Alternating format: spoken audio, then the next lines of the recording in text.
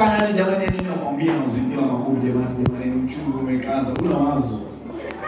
Jina la Bwana Yesu libarikiwe sana. Sehemu ya pili ambapo hela ipo, tunasema toa majawabu ya matatizo ya watu waliokuwa nayo.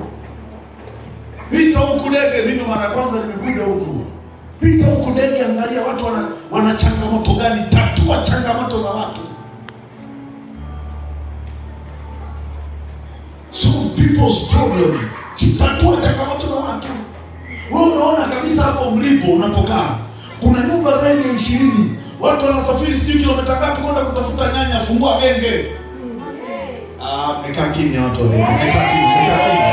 Jina la Bwana Yesu libarikiwe sana. Hapo ulipo unaona watu wanahangaika, jamani, vimaji vya baridi, una kafriji ndani umeweka tu nyanya mbili, friji inaunguruma. Funga maji weka huko kwenye friji. 110 ni shilingi ngapi? Si huku ni jambo dogo. Kubwa sana. Kwa namna ya pili ya kupata hela, solve matatizo ya watu. Solve matatizo ya watu. Siku hizi unasikia kuna kitu kinaitwa bodaboda wangu. Kuna wamama na wadada hawaendi sokoni. Kuna mtu anaitwa bodaboda wake. Anajua aina ya nyama anayoitaka. Anajua aina ya nyanya anazozipendaka.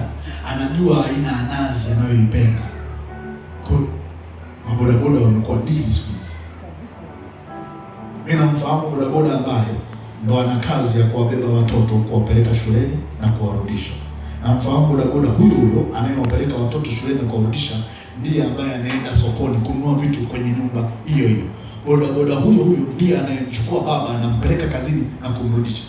Ukipiga mahesabu ya hela anazopewa ni mshahara kamilifu kwa mwezi, na sehemu nyingine wanawalipa kwa mwezi. Kwa nini? Kaona kuna changamoto ya mtoto kupelekwa shule, naweza nikaisolve. Hawa hawapendi kwenda sokoni, I can solve it. Okay, hawapendi mfano. Mimi ni Mpare, ila nimekaa sana.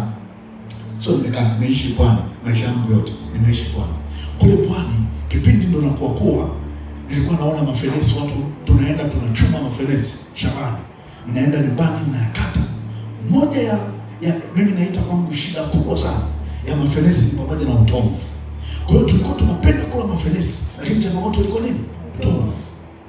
Kwa hiyo kuna mtu akapata wazo, akapata tatizo la jawabu tulilokuwa nalo. Kwa hiyo akawa anaenda anakata, anatukatia tu vipande, anaondoa utomvu. Kwa hiyo unakutana na fenesi liko smart kabisa, alina utomvu, alina nini. Kwa hiyo unapewa kipande kako, unatoa nyanya. Ikaja kuonekana kwamba kuna wadada